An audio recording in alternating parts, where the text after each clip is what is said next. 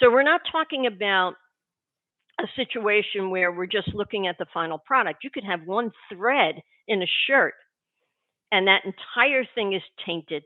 It's contaminated, and it's subject to detention. It's subject to seizure. So the old ways really aren't going to work. People have to really, and when I say people, I mean people in the trade community, have to strategically put a plan together as to how they're going to address number one, the products that they're bringing in, where they're bringing them in from, and then what do I do if I get a detention?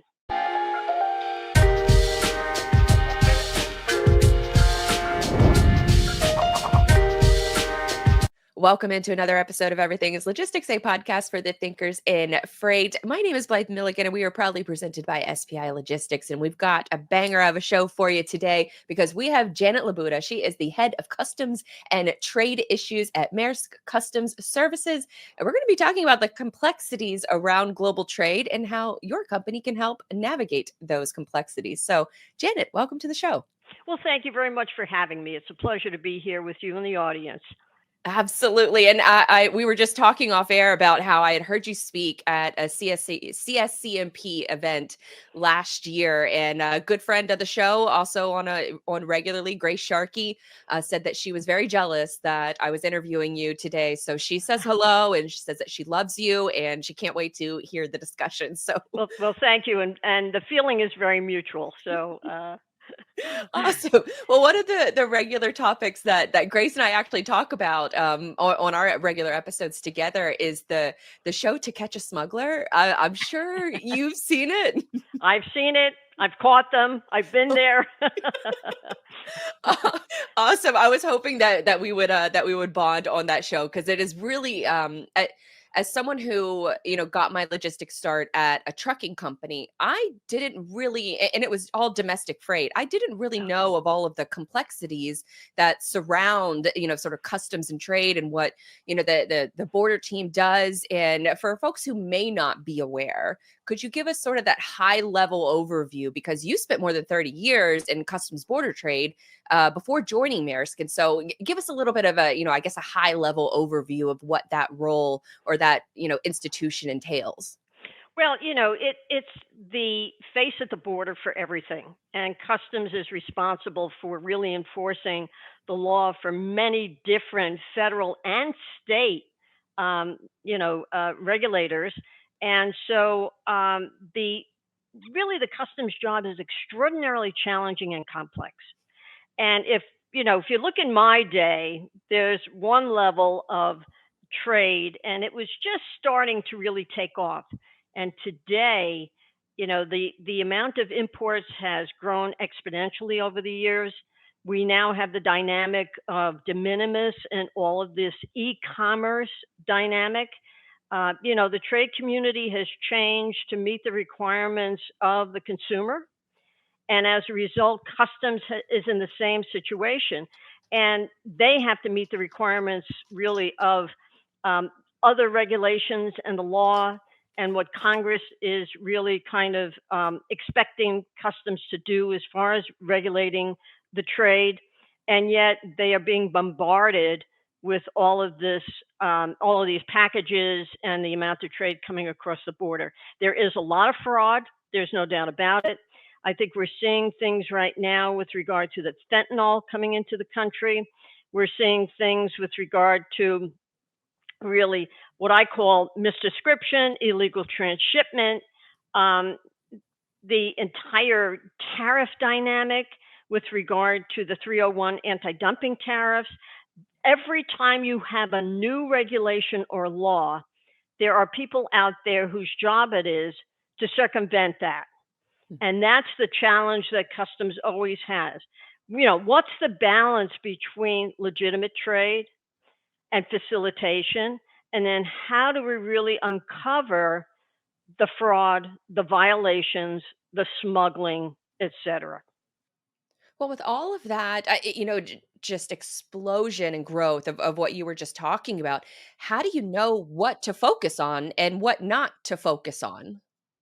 Well, one of the things is you really have to prioritize what you're doing, and you have to prioritize the compliance dynamic, and you want the biggest bang for your buck.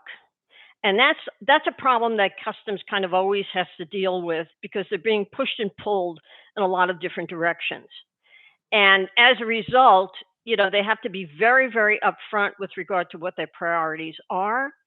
And we see that there are a lot of conflicting priorities. And as a result, customs will always tell you that they can't really resource their way out of situations. And as a result, they punt to the trade community. And they say, okay, you're responsible for your own compliance. You're responsible for understanding who's in your supply chain. You're responsible for understanding not only who's in the supply chain, but what they're doing in that supply chain. And so the penalties, the exposure that importers have is really getting very, very challenging and complex for the importing community. And so how do you navigate some of those complexities? Because I imagine for a lot of businesses, maybe they've been around for, 20, 30 years, and they're having to, not only navigate all of these additional regulations, but also the technology that has, come onto the scene in the last 5 to 7 years. How do you know what to do if you are an importer or a shipper? Well, one of the things I always say to a number of our clients that are importers, I say, you don't have the level of data that's out there. You wouldn't be able to afford the level of data that's out there. Secondly, really in your compliance departments, you don't have the analytical skills to take data and make, conclusions with regard to that data as far as your risk is concerned. Many importers, they understand their first level in the supply chain, but they don't go beyond that. They may have a buyer and they say, okay, here's the product we want to get on the shelf. Here's what it looks like, how many pieces we need, when we want it, here's our price points, things like that. You go find it. And in many instances, they don't want to take on any other responsibility. But today, the regulators and the Congress is telling the importers, you have to understand this. And from my perspective, they cannot do this alone. Mm. There's two things that I see on the horizon. One is the use of artificial intelligence, and there are providers out there. And Maersk Customs Services partners with Altana, and Altana is also a product that's being used, a solution product that's being used by U.S. Customs and Border Protection. And I always say to our clients, isn't it grand to be able to have the same thing that customs has, to see the same thing that customs is seeing? And customs is using these solutions to determine risk, and that's what the importer should be using. They need to go outside their own sphere. Many times, importers will say, well, I send out a questionnaire and I send it out to my first tier supplier, and I tell them to send it to the second tier, third tier, et cetera. And then I say to them, how do you verify and validate the information you're receiving back? This is a very, number one, subjective approach.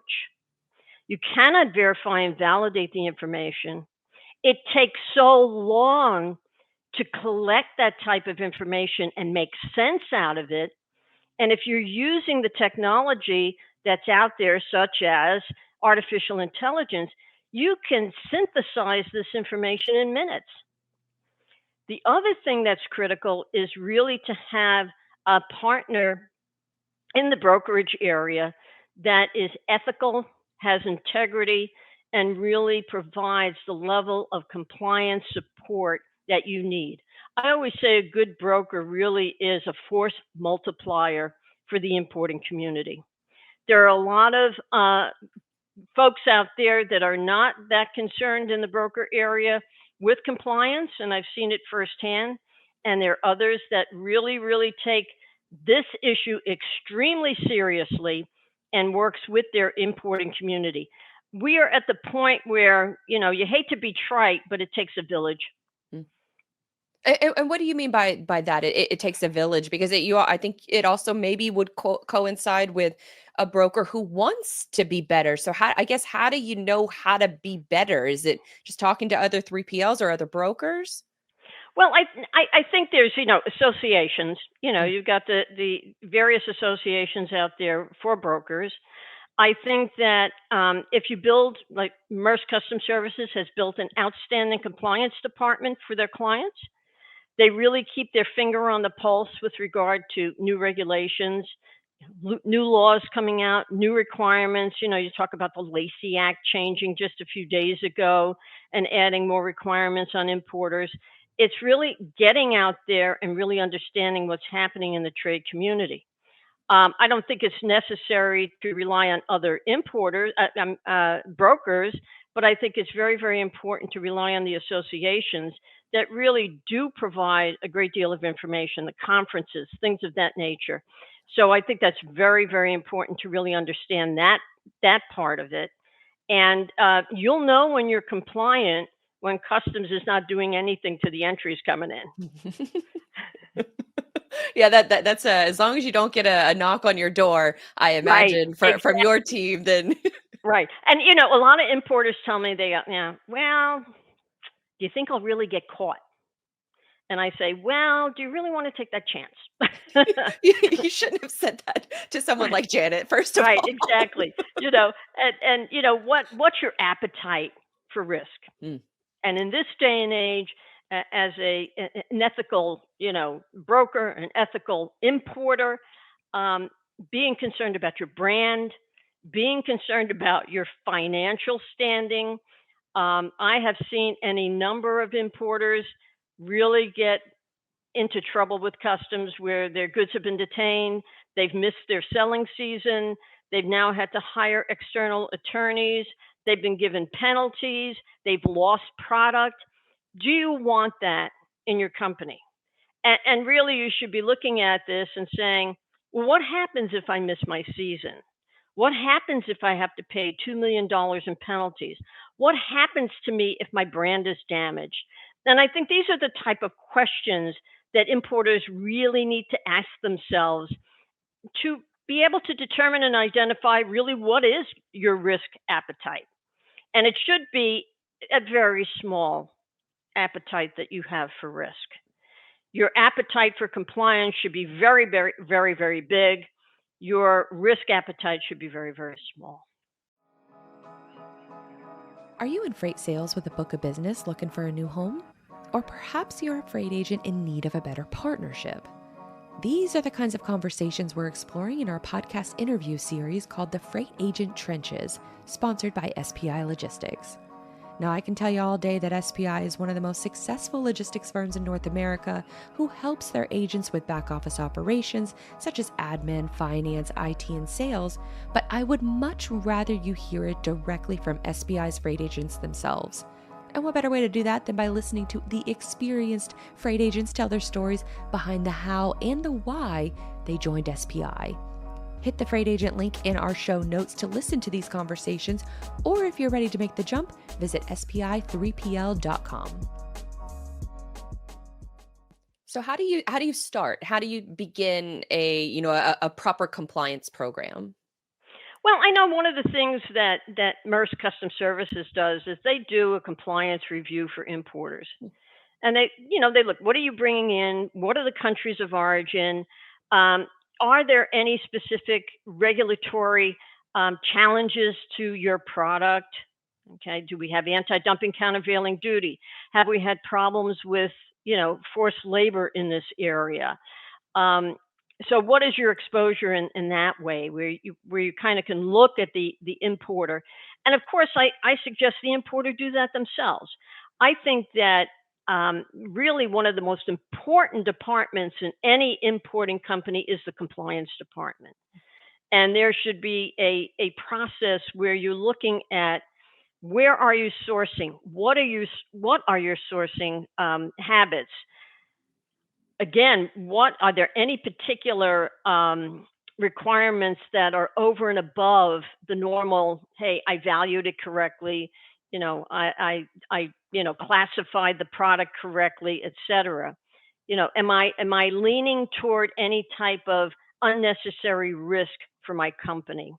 And I think, again, partnering with a good broker will allow you to get those insights and to microscopically look at that. The other thing you can do is you can use third party providers with regard to artificial intelligence, because those algorithms of risk are built into the data set. And you can see, oh, hey, wait a minute, I've got a red flag potentially here on this product with regard to this country. And not only that, drilling down to, with regard to a supplier. So I think that that's important. The other thing that's important is generally looking at, the rulings and the legal determinations that customs makes with regard to product coming into the country. So especially with regard to using, free trade agreements or trade preference programs. Am I really understanding how my product is being made? Do I really understand that it meets the rules to get a preference? And that's going to be, I think, in 2025, more and more of a focus for the government. It's going to be forced labor. It's going to be, okay, if we're going to be doing more nearshoring and using more free trade agreements like the USMCA or, the CAFTA agreement, am I really in compliance? Customs tells me that not only do they want to know about who's in the supply chain and what's being done in the supply chain, they also want to know how goods inherently are being made. So what are the component pieces? Because, for example, we know with forced labor, it's not just necessarily the final product that they're looking at. It could be any component to that. And I think that, one of the examples that I give is I had one client who was detained, and they said, it's wearing apparel, but we got all the cotton from India and it's organic. And I was like, oh, that's a slam dunk, no problem. But then they shipped that cotton, the raw cotton, to be ginned in China. And customs came back to me and said, prove that not one thread of the Chinese cotton that was in the shipment before this one that was ginned got into this product. So we're not talking about a situation where we're just looking at the final product. You could have one thread in a shirt and that entire thing is tainted. It's contaminated and it's subject to detention. It's subject to seizure. So the old ways really aren't going to work. People have to really, and when I say people, I mean people in the trade community, have to strategically put a plan together as to how they're going to address, number one, the products that they're bringing in, where they're bringing them in from, and then what do I do if I get a detention? What do I do if I have a problem with regard to the goods being seized and I no longer have a season that I can meet? I can no longer put product on the shelf. And I think that's, what people really, really have to do. How accurate is the data that I'm getting? How confident do I feel in what's happening?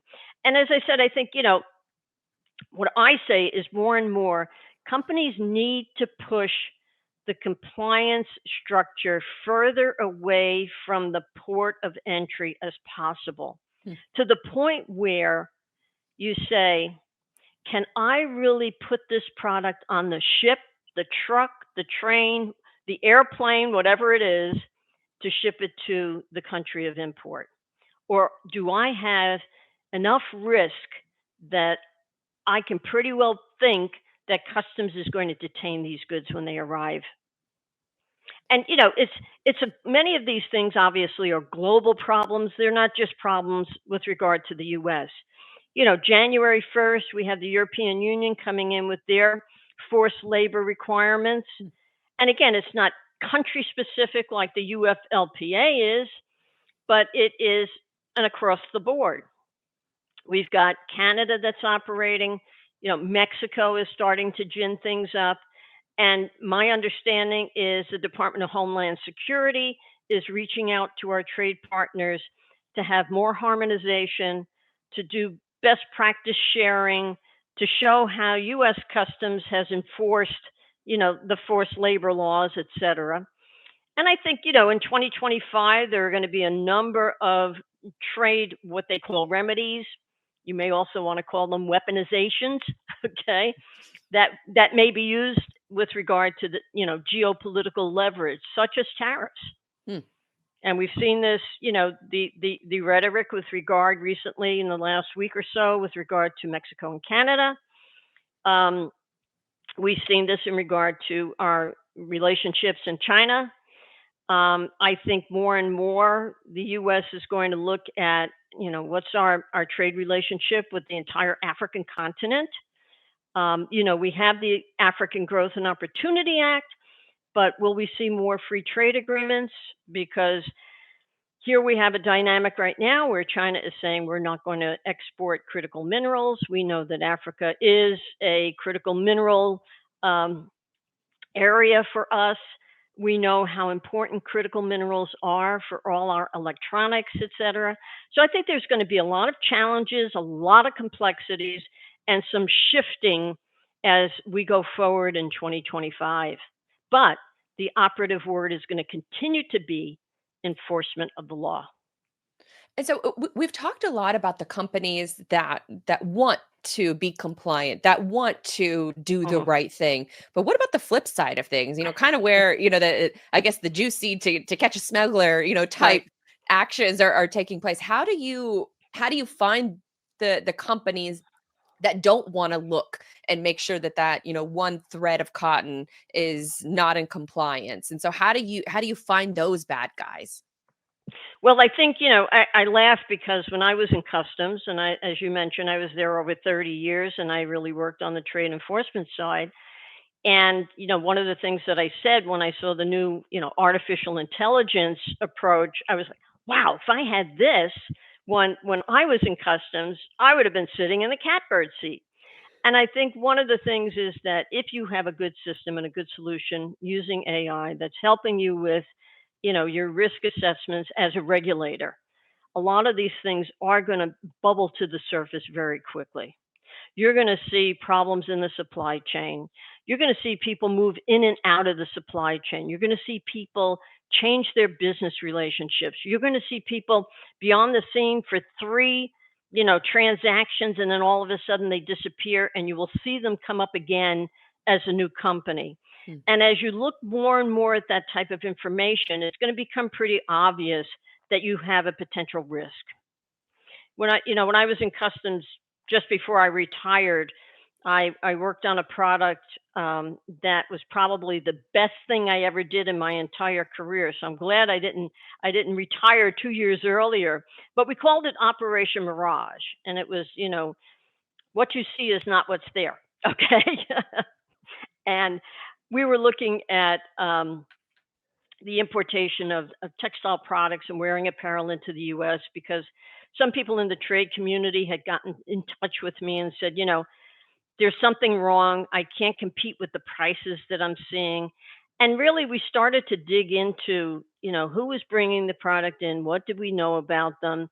And we then found out after a series of attempted visits that 55% of the companies that we were looking at did not exist at the addresses in the United States that they said they were operating out of.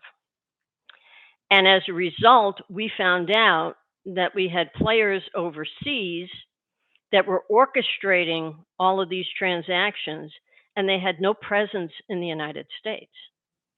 So at the time, my boss said, go and penalize them. I said, how do you penalize Casper the Ghost? They're not here. Okay. So there's a lot that goes on that I think now with the type of data that we have, the type of analytical skills, the machine learning, et cetera, I think gives us a great deal more insight into actually what is happening in the transaction or not happening in that transaction. How, in your experience, how willing, I guess, are other countries and their customs and border departments willing to work with the U.S.? Well, I think they will be willing to work with the U.S., but I also think that in many instances, it's kind of difficult. Okay, the inherent regulatory framework may be different.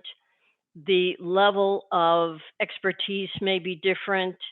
I'm at heart a customs person, so I always look very, very positively at the customs services. I have done work in Vietnam with the customs service there, done work in the Republic of Georgia. I've been all over Africa, the Far East, etc. But I also think that there's a lot of challenges. There's challenges with regard to, obviously the level of expertise. I think that there's challenges in some areas with regard to corruption. There's challenges with, differences in priorities. There's, obviously some countries out there that don't have any laws with regard to forced labor. Hmm. In some instances, the customs services overseas, it's the only way that any kind of solid, regular revenue is coming into the government. So as a result, their priority is totally revenue driven. So, are the goods declared correctly? Are they classified correctly? Are they valued correctly? And some countries, they see certain things that are prohibited, and other countries don't see the same things that are prohibited. So, trying to use an organization like the World Customs Organization, and we now have, former U.S. Customs and Border Protection, Ian Saunders, as the head of the WCO, and using platforms like that to raise concerns, to raise issues that are maybe not as much transparent in other countries, or that you don't have a uniformity of approach. I mean, it was through the WCO and the WTO that you wound up getting the harmonized tariff schedule, because before that, everybody had their own way of, obviously classifying the goods. Trade is global, and there has to be a harmonization, and there has to be a commitment to assist each other in trying to address the inherent risks in trade. We'd like to sit back and think that everything that's coming across the border is compliant, and doesn't have any violations, and there's no fraud being committed, and everybody's doing what they're supposed to do. But that's a wee bit naive. Brokering success demands a battle-ready strategy. Thai TMS equips freight brokers with the ultimate battle station for conquering a tough market. With Thai, brokers gain access to a comprehensive platform where rate intelligence and quote history converge on a single screen. It's not just a page, it's a strategic command center designed to help brokers win. Thai equips your team with all of the data they need to negotiate with confidence and allows them to communicate directly with carriers and customers from a simple control base. Revolutionize the way your brokers perform by giving them a competitive advantage with Thai TMS. For more info, go to tai-software.com/battle stations, and we also have a link for you in the show notes to sign up for a demo. Are there any? I'm sure there are, but which commodities are the most challenging when it comes to customs? Well, I think in a number of years that I worked there, I had the textile portfolio, and it's probably one of the most regulated. The clothing that's on your back is one of the most regulated uh, uh, items, commodities that come into the United States. Um, and of course, one of the things that you have to look at is, if you're using a trade preference program, the rules can be very arcane. So the more that you're using trade preferences, getting duty free treatment, the rules can really wrap you around an axle. No pun intended, really. Um, I think other things so the textile industry certainly, really understanding the component pieces of electronics, and critical minerals and things like that. The other day, somebody at DHS said to me, "Wait till we start enforcing critical minerals." How do we get back to the mine? With textiles, how do we get back to the cotton field? Um, so, it depends where in the supply chain your risk is. If you're looking at the final factory where something's being made and somebody's sitting in that factory and they are in a forced labor dynamic, that's one thing. But if you're pushing back through the entire chain to a field, to a mine, that's where it becomes very, very, very challenging. And then how do I guess you protect against maybe a mine or a textile facility that was compliant? Maybe they become less compliant over time. How do you find out that there's a problem there and then alert the rest of your customers or importers that there could be a problem? Well, one of the things is that, from a customs perspective, I'll speak now. Customs doesn't very often tell you, hey, the risk is Acme over in such and such a place. Okay. They'll just tell you, okay, we're going to be looking at this particular commodity. We're going to be looking at this particular country of origin. Understand your chain, okay? And one of the things that we see is there's a lot of illegal transshipment, so that all of a sudden you start looking at things. I remember working on garlic years ago, and garlic at the time had the highest anti-dumping duty rate. It was something like 327%. And the Garlic Association in the U.S. was very, very concerned about garlic coming in and whatnot. And you look at these things, and all of a sudden you start seeing shifts. So you look and they say, okay, garlic from China. All of a sudden, China disappears, and then you start seeing Vietnam, Thailand, Indonesia, Bangladesh, and they weren't in the mix before at all. So now you've diffused the product and the problem. Okay. As soon as you do that, it's like a tentacle approach. The web is being spun. Everybody is moving in different directions, and that's why I say artificial intelligence really shows you that movement. Before, when I was in customs, we'd have all these charts and we'd be plotting and planning, everything, and it felt like we were detectives in a murder mystery.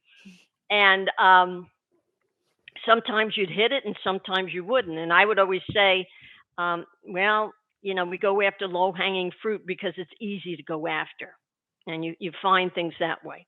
Things have become much more complex. And I think using, the technology that's out there now gives you the insights. And then, we're then able to say, hey, we're seeing this in your chain, and you may want to look more carefully at this. You may want to engage your suppliers. You may want to change your suppliers. You may really want to change your country of origin, and make sure that one of the things we also look at is who owns everybody in the chain. So, that's the thing. Is somebody new in the chain? Where did they come from? Those are the things that you start to ask questions about. And, we talk to our clients continuously as we see different things. And we certainly send out, client advisories and things of that nature.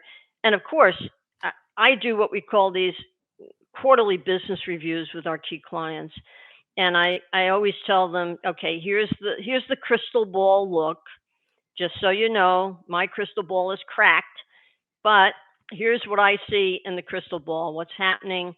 Here are your vulnerabilities, your potential vulnerabilities with the product that you're bringing in. Here's what I've heard through the grapevine. You may want to look more carefully at this. You may want us to do an audit and check out what's happening. You may also want to look at a third party provider that has data that you don't, and that has analytical skills that you don't, to look at what's happening. Anecdotally, from going through, I guess airport security, which I know is not probably, customs related, but watching, going back to the, To Catch a Smuggler show, and then to listening to, a lot of the points that you're making about AI. I'm curious. It feels like the Customs and Border, that team really is the one of the first that's adopting new technology and new trends. Am I off base in that thinking? Because it seems like that No. there's a lot of tech going on and y'all are fully embracing it, which is cool to see. Yeah, no, I think you're totally right. And I think the thing that really pushed it is the e-commerce dynamic. Mm. Customs was being drowned in small packages, and then all of a sudden they have issues with regard to, oh, you got this, Uyghur Forced Labor Prevention Act that you have to enforce immediately. Then you have, the 301 tariffs. So I think there was so much hitting them. And again, using the term that they use, we can't resource our way out of this in terms of human resources, but we have to have resources that are technologically advanced to be able to help us resource through this. And I think that's really what happened. And they really went cutting edge on some of these things. And as a matter of fact, I was exposed to Altana AI because of the former commissioner of customs who's on their board. And he said, you work the trade angle of everything. Look at this and tell me what you think. Hmm. And I did work not for the company, but with the company for about a year and a half to help perfect what the solution provides, because I was seeing the challenges, the problems that not only our clients were having, but also recognizing when I was a customs official, the same challenges and complexities that a regulator would have. And so I think customs was very, very smart to pick up this information. And, some of our clients say, well, how do we know this information is accurate? I said, by the mere fact that customs is using it, they have a great deal of confidence in that information. And I would say that level of confidence that customs has should spill over to your company. And so how do I guess you start how do you know what AI to use, what AI to trust? I mean, it sounds like the company that you worked with for, a year and a half, or worked with, it sound like they have one of the top tier solutions when it comes to analyzing those different, I guess, risk assessments. Is that what I guess the software is doing, is that it technically plugs in to an importer's database and then maybe raises red flags? Yeah, that's part of it. But, they have some analysts, for example, when PVC flooring came up, they had one analyst who worked in China, worked in the PVC industry, understood the industry, could look at the data and say, "Nah, this doesn't look right." Hmm. It's not a solution that you just throw at the importer and say, "Okay, now figure it out yourself." Okay, you can't do that. And the other thing is, what I always say is, you're looking at the same thing that customs is looking at, and that I think is one way to really identify who you're going to use in this space. And I think you ask those questions. Are you, is any government organization using this? Is any non-government organization using this? Who are your clients? um, and going out and checking with those clients, getting references, and saying, have they helped you? Have you had issues? Have they been able to identify risk that you did not see, and that you were able to take, positive steps to ameliorate that risk? So I think that's one of the key things is, to be able to sit back and say, hey, customs is using this. It's not going to hurt you to use this either. How much of a dramatic impact, you mentioned e-commerce having, this large impact on customs. What about from the Temu, the Shein angle? I think I heard you mention at that CSCMP talk that they're responsible for 30% of all shipments coming in on the West Coast. Yeah, I believe so. Yes, and and I just saw the other day that there is a U.S. government investigation with regard to the Timu process, And so I think that there's the potential, when you're flooding the market with many, many products, how compliant is the Timu company? I can't say. I don't know specifically, but I think it raises questions when you have someone that is so engaged in e-commerce. You know, who's watching the store, so to speak. So I think there are questions that need to be asked. Um, there are processes that need to be looked at.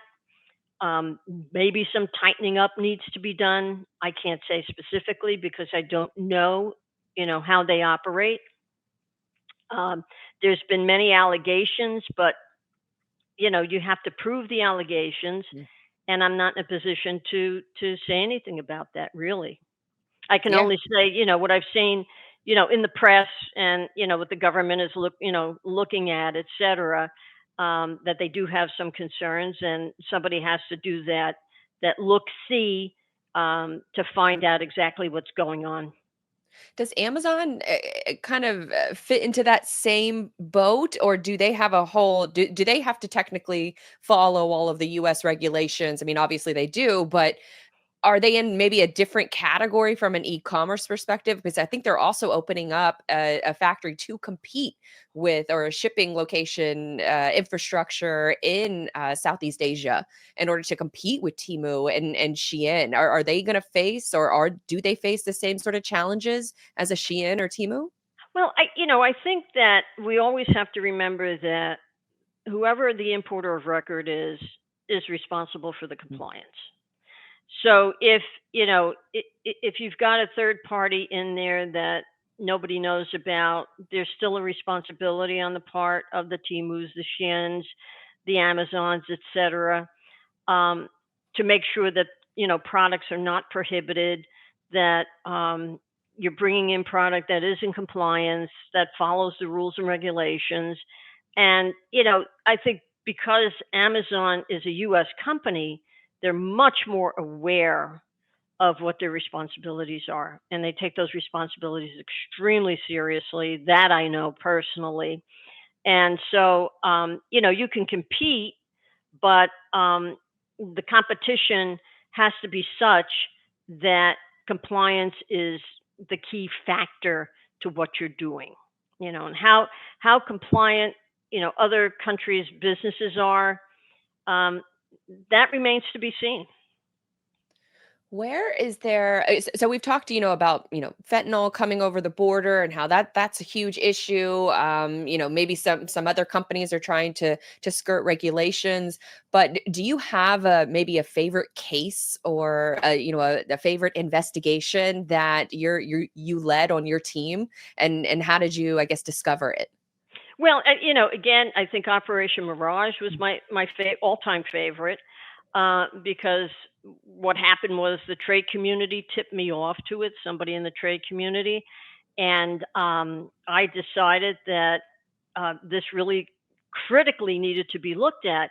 And at the end of the day, what we determined was that even in this small universe of companies that were shipping to the U.S. and importing into the U.S., we lost over $1 billion in revenue from just about 160 companies.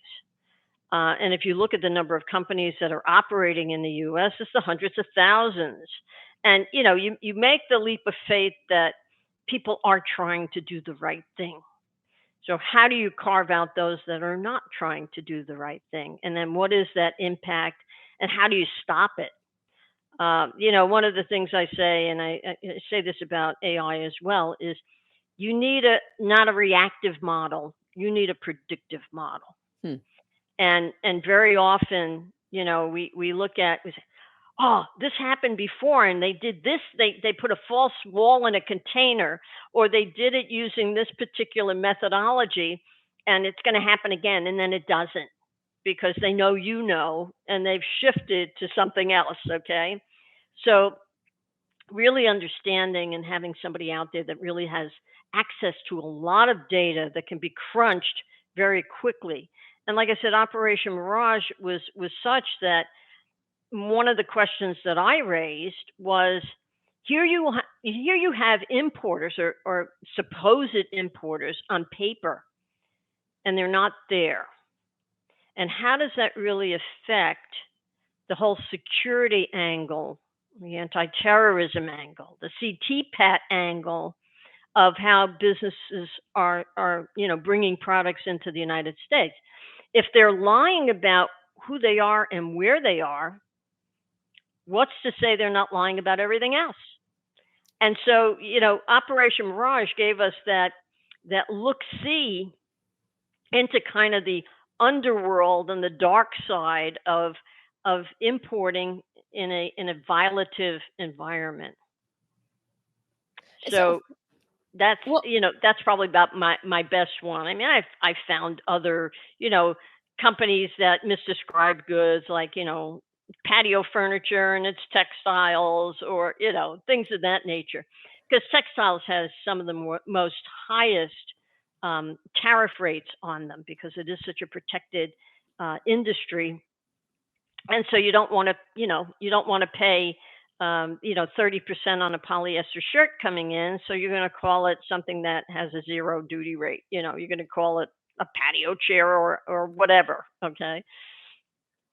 that's interesting because I just was thinking of my camera that I have that's recording this right now, Hmm. and in order to get it, or in order to order it, I guess they had to ship it as a camera and not a video camera because the tax rates or the import rates were higher. But there's just Don't a say little that, they're setting. going to go after you. Am I the importer of record in that Yeah, regard? probably. Oh my gosh, Start that's getting writing a cut. check. That is getting cut from the conversation. Right. And then you got penalties next, and you. Oh no, well it's a different camera that I'm Yeah, talking right, about. right. Yeah. I was going to use it as a different camera, and then found out I could use it as a video camera. Yeah, Well, exactly. really, some of the tariffs with regard to, for example, the anti-dumping duty. Sometimes these tariffs are not on the product per se, but what the product is being used for. So, you could have a microphone. And if you use the microphone in a radio or whatever, it then becomes subject to the duty. And if you use it for something else, it doesn't. So that's another complexity for customs. How is this product? Not only how is it made, how is it being used, who made it, where did it come from? So there are a lot of, T's to cross and I's to dot. And it sounds like you can't really be an importer unless you have technology in order to help you point out all these things. I agree, and I always say that importing is not for cowards. Okay, and really, one of the things that I say as well is that not only is it not for cowards, but you really have to get your hands dirty. Okay, you really have to look. You can't say, "Oh, I'm just going to forget about that." I had somebody say to me one time, a very large company years ago, just before, really, I'd say about 2 years before forced labor really hit hard. And I knew it was coming. And I said to this person, you better look at forced labor, and you better have a strategy in place. And the person looked at me and they said, "I don't have time for that." I said, "You better make time." "I don't. I have too many other things that I have to do." Granted, okay. You have to build teams. You have to have compliance structures. I was speaking at a C-suite conference the other day, and I said to the executives, I said, "Look, the most important division area in your company is the compliance division. They protect your brand. They protect you from, not being able to meet the requirement. They allow you to meet the requirements of getting your product on the shelf. They keep you out of a penalty dynamic. They keep the lawyers at bay. I mean, there's a lot that goes into. They keep customs at bay, because once customs finds an issue and they think you really didn't take the steps you were supposed to take and use reasonable care and have a good compliance structure in place, now you're on our radar screen. There's no doubt about it. So we're going to look, we're going to dig, and we're going to find, because we're going to audit you. We're going to check all your, shipments coming in. so on and so forth. You may have your goods detained, you may have your goods seized. So I think that really those are the things that you really have to be aware of. What does a standard or a modern compliance department look like? Is it a team of a few people powered by, AI software, or is it, a team of 20 realistically that are all handling individual roles? Well, I think it's probably a combination. Mm. I think, you know, some companies. I was dealing with one unfortunate client, and the guy said to me, "Well, I'm the only one in the compliance department, and I don't really understand all of this." And I thought to myself, maybe this company didn't make the right decision to, number one, just have one person, number two, have somebody that really didn't understand. I think compliance departments really should be not necessarily top heavy, but I think they have to have the tools and resources available to make the correct decisions with regard to the reasonable care used by the company, with regard to risk assessment, and the ability to reach out to third parties to say, "Hey, we need help." Hmm. Okay, we can't do it all. There is just too much out there, and it's not going to throttle back. Okay. It's just going to, go full steam ahead, engines roaring into 2025 and beyond. There's no doubt about it. And so I guess as these companies are starting to, maybe realize it either, by nature of them being in an unfortunate situation where they have to address it, or maybe they're trying to stay up to date with future regulations that may be coming down the pipeline. You mentioned, with the forced labor. Is there anything that's coming down the pipeline that people should start preparing for now? Well, I do think, Blythe, that if you have a good compliance structure and you have a strategy as to how you're going to, number one, identify risk, two, how are you going to address the risk, number three, how are you going to protect your supply chain, four, how do you really understand what's happening in your supply chain, that goes a long way. One of the things that the government does, which always drives me crazy, and I always said I felt I could really affect better compliance outside of customs than being inside of customs, is the fact that they don't give you any warning. Now, if you know the entity list with regard to the UFLPA, well, I was on a call the other day with DHS, and they said we're going to, increase the number of companies. They're at 107 now. We're going to increase the number of companies, and you want to say which ones, and you're not going to get an answer. Okay, they're just going to say surprise. Okay, we're going to increase the number of product areas. So commodities, etc. Now they did mention cocoa, they did mention critical minerals, okay, construction material, etc. But it's not like, if they pick a commodity out of the air, they're not going to let you know until you see a Federal Register notice that says, on January 1st, 2025, you can expect to see XYZ happening. And we're going to add 150 new companies on the entity list. And you're scrambling as an importer. So you have to have a process in place that allows you the flexibility to move as the risk moves. And frankly, the only thing I see in this day and age that gives companies the tools to be able to do that is the technology inherent in artificial intelligence that can take inordinate amount of data. If you look at the automated commercial environment in customs, it was one of the biggest IT projects in the world, if not the biggest. Okay. And now you've got AI that takes all of that information and in minutes synthesizes it and gives you red flags and tells you what to look for. And I think that we're in a whole new different environment with regard to trade. I always say, people who are romantic say, love makes the world go round. I like to be very practical and real and say trade makes the world go round. Okay.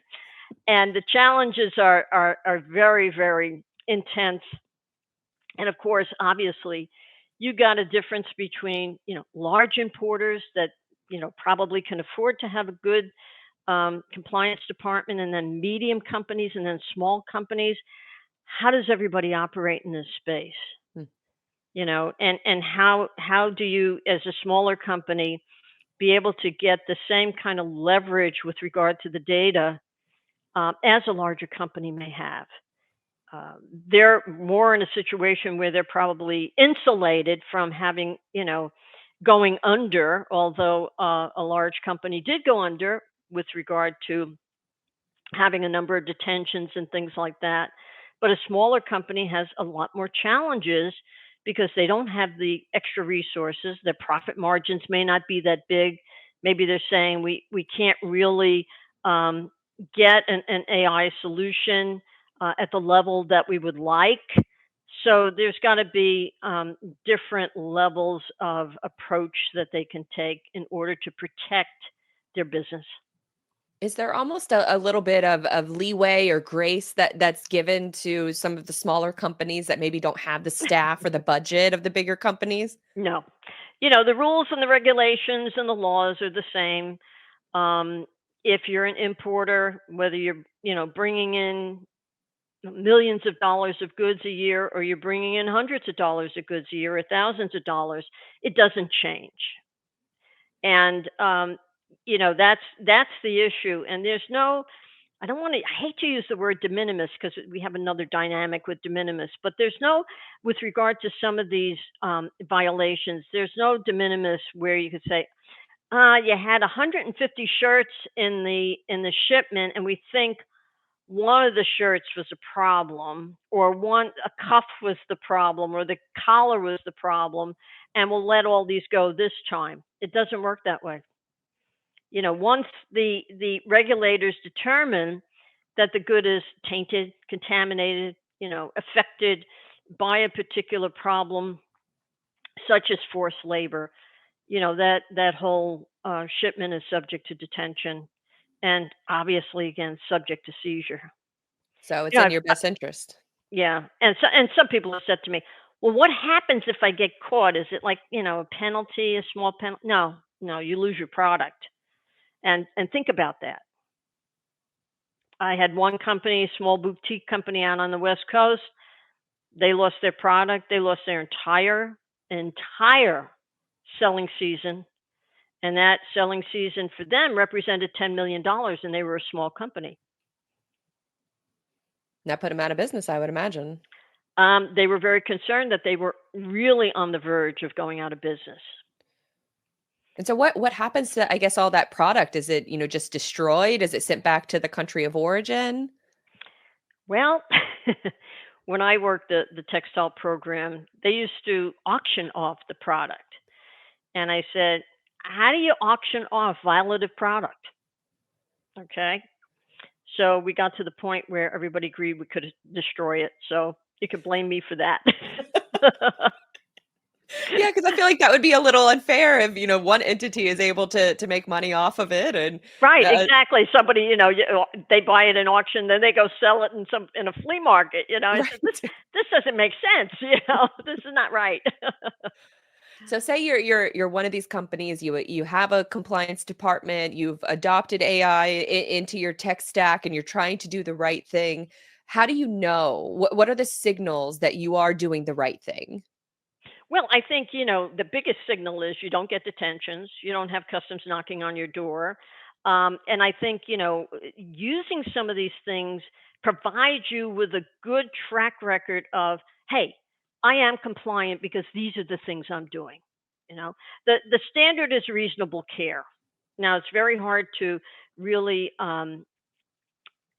figure out what the definition of reasonable care is. When I was in customs, the trade community would come in and they'd say, if I do these 10 things, am I okay?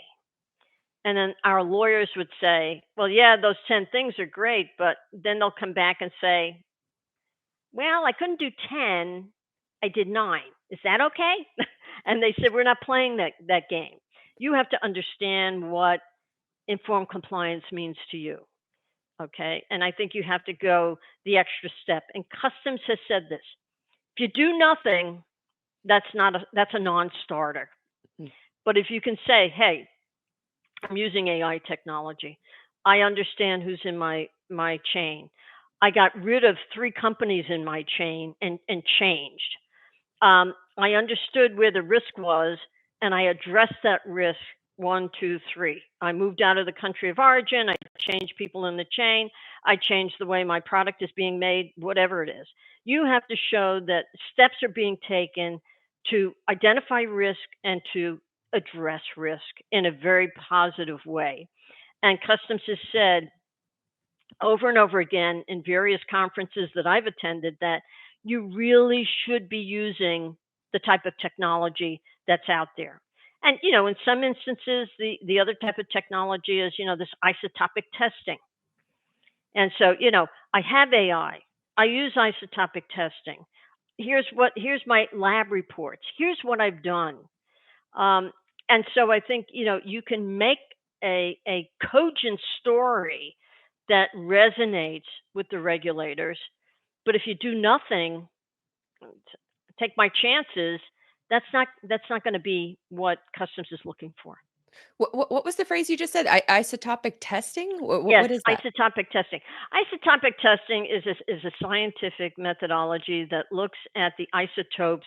For example, if you've got cotton, it'll look and it'll determine where the soil, where the cotton is grown and what Oh, soil. wow. So if you're looking at, hey, the cotton shouldn't be really coming from China, from this area, and you do a test and you see it's almost like the DNA of the product, and it shows, okay, it was grown in this soil. Here's the particular, fingerprint, so to speak, for that soil. And if you could see, oh, the fingerprint is India, didn't go anywhere near China, or the fingerprint is China. So you can look at your product and determine through that level of technology what the source is. Hmm. And that really started a while back. The other thing is, Customs is starting to upgrade a number of their labs, a lab in Savannah, Georgia, and I believe in Los Angeles, where they are also doing isotopic testing on product.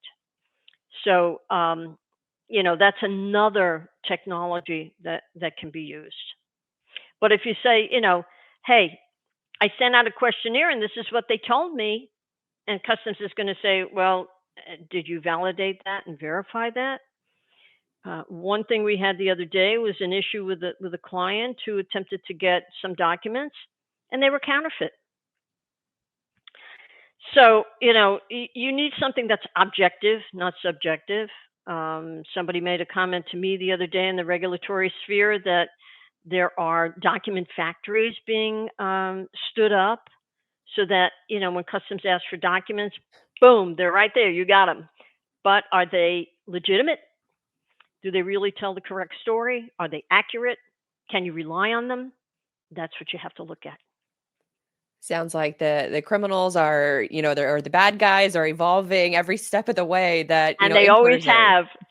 If I always say, the one occupation we should never have is locksmiths, because you'll be able to leave all your doors open, your windows open, nobody should bother you. But however, as we know, the locks are getting more and more sophisticated because the perpetrators are getting more and more sophisticated.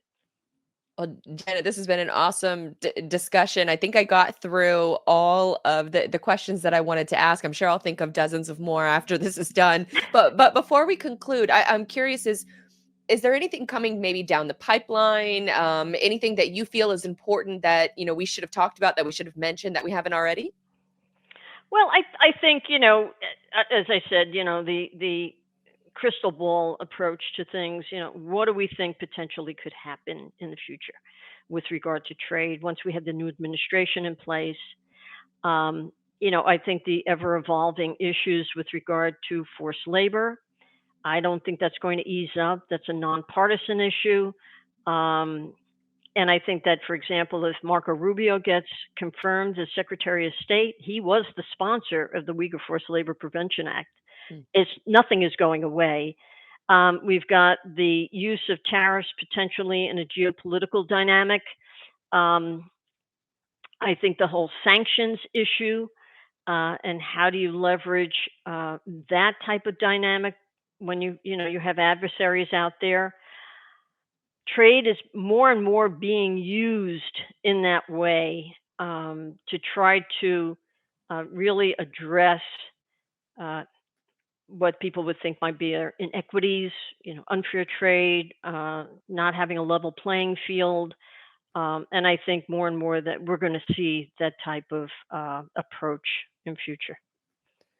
Yeah, it sounds like these things have always evolved and they will continue to always evolve, which is why it's probably great to have someone like you and the Maersk, customs team on your side to help you, filter through all of these different complexities. So, Janet, thank you so much for your time. Where can folks connect with you, follow more of your work and get connected? Well, basically, I'm on LinkedIn, number one. Number two, I'm at janet.labuda at lns at maersk.com.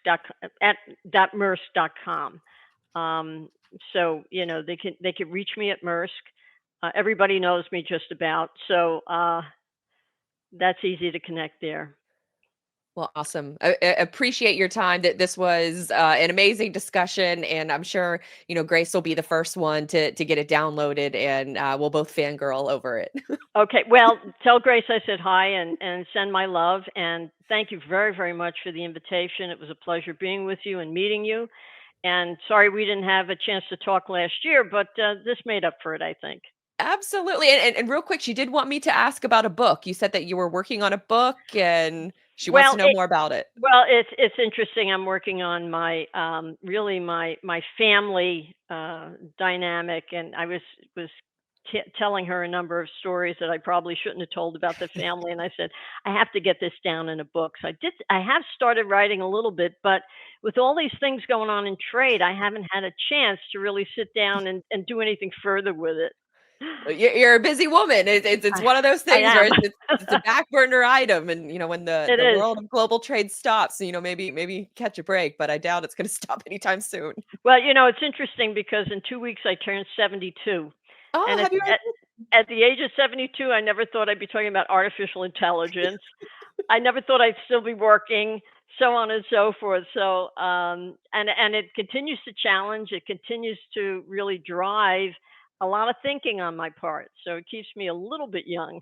I love it. I loved that mindset that you had during that CSCMP talk, because people are so hesitant to grab on to these new technologies. And I think Ah, especially from a small business perspective, it's one of the mhm. AI has helped change a lot of things for me, where I can work as a team of, 5 to 10 instead of just one person. And so I encourage other, small business owners to get out there and use these tools too. So I appreciate your willingness to share that methodology as well. Definitely. And I think, a lot of people they try to think, well, maybe it's not good. Maybe AI is, sending us down a road that's, the road to perdition or whatever, the road to hell. But I think just as with anything else, there's so many positive things about it, and it provides so many insights that you would not have as a company. You don't have all that data. You don't have the analytical capability. You don't have the ability to make a rule, an algorithm to, figure out where the risk is. And as the machine learns more and more and more by going through all these transactions, it's amazing. And I think if you don't take advantage of this type of technology, you're really going to be behind the eight ball. That's well said, and I think that that's a perfect spot to hopefully leave the conversation and encourage folks to go and begin their own journey into a better compliance team and a better compliance department using technology. So, Janet, again, I feel like I keep finding new questions to ask you, so I'll say it for I think the third time. I appreciate your time on this show, and we'll have to My have you pleasure. back again in the future to talk more It'd about be all this. great. It'd be great. Thanks very much. I appreciate it. Have a wonderful holiday. Take Oh, care. thank you. You too. Okay. Bye bye.